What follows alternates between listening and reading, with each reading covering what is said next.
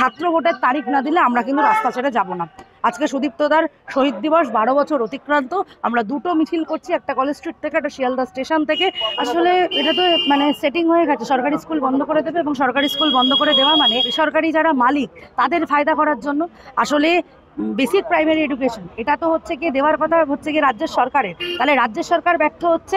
প্রায় শেষ এতগুলো বছরে প্রায় 8200-র উপরে সরকারি স্কুল বন্ধ হয়ে গেছে। মমতা ব্যানার্জি তার উত্তর দিয়েছেন। তো আজকে 2রা এপ্রিল 2013 সালের 2রা এপ্রিল আমাদের সংগঠনের নেতা এসএফআই এর পতাকা কাঁধে বহন করতে করতে ছাত্র সংসদ নির্বাচনের দাবিতে এই কলেজ স্ট্রিটের ট্রাম লাইন থেকে মিছিল করে আইন অমান্যতে তাকে পুলিশি হেফাজতে পিটিয়ে খুন করা হয়েছিল।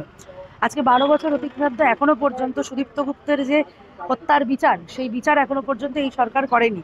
আমরা প্রতি বছর 2রা এপ্রিল সুদীপ্ত গুপ্তর যে শাহাদাত, আজকে শহীদ দিবস, সেই শহীদ দিবসে সুদীপ্তদা সহ সমস্ত কমরেডদের যাদেরকে গণতন্ত্রের জন্য শহীদ হয়েছে প্রাণ দিয়েছে তাদের জন্য আমরা বিচার চাইতে রাস্তায় নামি। এই বছর এবং সামগ্রিক শেষ কতগুলো বছর ধরে আমাদের ছাত্র সংসদ নির্বাচনের দাবি। ক্যাম্পাসে ছাত্র সংসদ নির্বাচন না হলে ক্যাম্পাসগুলোর যে অচলায়তন করে রেখেছে তৃণমূল, তার বিরুদ্ধে দাঁড়িয়ে ছাত্র সংসদ নির্বাচনের তারিখ এর কথা আমরা বলেছি। আমরা বলছি রাদার, সেটা হচ্ছে যে ছাত্র ভোটের তারিখ না দিলে আমরা কিন্তু রাস্তা ছেড়ে যাব না। আজকে সুদীপ্তদার শহীদ দিবস 12 বছর অতিক্রান্ত। আমরা দুটো মিছিল করছি, একটা কলেজ স্ট্রিট থেকে, একটা শিয়ালদা স্টেশন থেকে। দুটো গিয়ে মিলিত হবে 55 নম্বর সূর্য সেন স্ট্রিটে কৃষ্ণপদ ঘোষ মেমোরিয়াল হলে।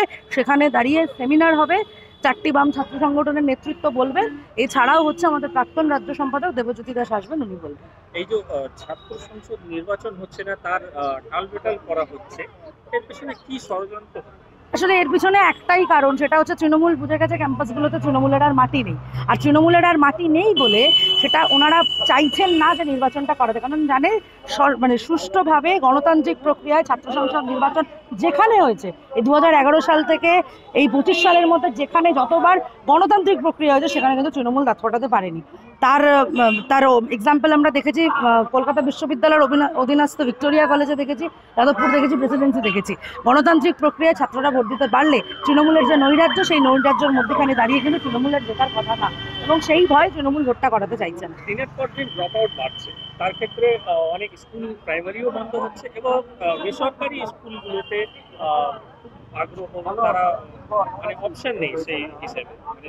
আসলে এটা তো সেটিং হয়ে গেছে, সরকারি স্কুল বন্ধ করে দেবে এবং সরকারি স্কুল বন্ধ করে দেওয়া মানে যারা বেসরকারিকরণ করতে চেয়েছে এবং বেসরকারি যারা মালিক তাদের ফায়দা করার জন্য। আসলে বেসিক প্রাইমারি এডুকেশন এটা তো দেওয়ার কথা রাজ্যের সরকারের, তাহলে রাজ্যের সরকার ব্যর্থ হচ্ছে। প্রায় শেষ এতগুলো বছরে প্রায় 8200-র উপরে সরকারি স্কুল বন্ধ হয়ে গেছে। মমতা ব্যানার্জি তার উত্তর দিয়েছেন। তো আসলে কিছু হলেই বলছেন স্কুল বন্ধ হয়েছে, স্কুল তো গজাচ্ছে। হ্যাঁ, নিউ টাউনে সল্টলেকে স্কুল গজাচ্ছে, কিন্তু সেই স্কুলের যা মাইনে মধ্যবিত্ত বাড়ি এবং নিম্ন মধ্যবিত্ত বাড়ির পরিবারের, যেখানে দাঁড়িয়ে সে মাস শেষে 10,000 টাকা রোজগার করে, তার প্রতি মাসে 70,000 টাকা ছেলে মেয়ের স্কুলের মাইনে দেওয়া সম্ভব না। সেই জন্য ড্রপ আউটের সংখ্যা বাড়ছে এবং সেটা কোথাও দাঁড়িয়ে এই রাজ্য সরকারের পরিকল্পনা অনুযায়ী বাড়ছে। এতগুলো কন্যাশ্রী প্রকল্প, এত কিছু প্রকল্প হচ্ছে, কিন্তু শিক্ষাশ্রী হওয়া উচিত। শিক্ষার দিকেও তো মমতা বন্দ্যোপাধ্যায়কে আগ্রহ দেখানো উচিত, এই বিষয়ে গম্ভীরভাবে ভাবা উচিত। শোনো, কন্যাশ্রীটা তো এই রাজ্যের বুকে দ্বিচারিতা। আসলে কন্যাশ্রীটা তো মমতা ব্যানার্জির প্রকল্প না, ওটা আসলে সরকারি প্রকল্প ছিল, ইনসেন্টিভ ফর গার্ল চাইল্ড। প্রতি মাসে 100 টাকা করে পেতো, 12 মাসে 1200 টাকা। এখন সে 1200 টাকাও দেওয়া হয় না। এত মূল্যবৃদ্ধির বাজারে বই খাতা কিনতে গেলে হয়তো 500 টাকা শেষ হয়ে যায় একটা বই কিনতে গেলে, সেখানেও দেওয়া হয় না। আমাদের স্পষ্ট কথা, শিক্ষার দিকে মমতা ব্যানার্জি খুব একটা তাকান না। যেখানে চুরি হয় সেখানেই মমতা ব্যানার্জি তাকান। এবং রাজ্য সরকার, কেন্দ্রের সরকার শেষ বাজেটগুলোতে যেখানে জিডিপির অন্তত 6% শিক্ষাক্ষেত্রে বরাদ্দ করার কথা কোটারি কমিশনের অনুমোদন অনুযায়ী, সেখানে দাঁড়িয়ে কোথাও 2.6, কোথাও 2.7 কেন্দ্র এবং রাজ্যের। এরা শিক্ষা নিয়ে খুব একটা ব্যস্তই না এবং ব্যতিব্যস্তই না।